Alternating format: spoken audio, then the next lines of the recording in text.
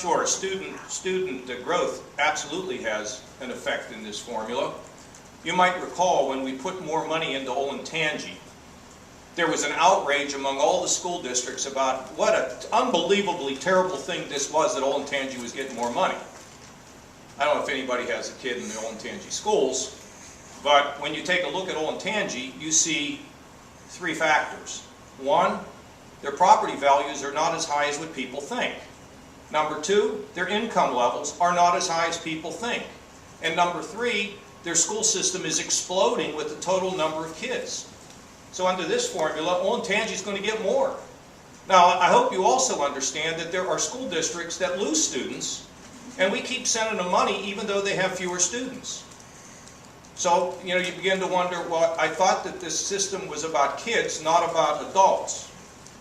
So, look, if somebody could come up with a better philosophy about how this thing would work, I want to hear it. But I haven't figured out a better way to say, if you can do more to help yourself, you should, and if you can't do more to help yourself, then we're going to help you. And all that is relative to one another. So, then the charts will come out, and I just want to let you know it's complicated language, but I want you to understand our intent. Don't hang me on this word that got out of place or that word like they tried to do the last time. Let's focus on what the basic philosophy is.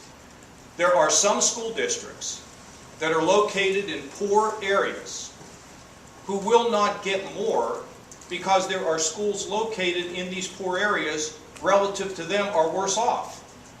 And some have scratched their heads. And there's an anomaly in any kind of a formula that has 618 school districts. But fundamentally, this is where we want to go. And you know what these guarantees are all about? No matter what the circumstance is in my school district, I don't want to give anything up. And I understand that. When you're a legislator, you go back, the superintendent yells at you, why didn't you do a better job? You're not very effective or whatever. And I want the legislators to be well armed to be able to explain how this works.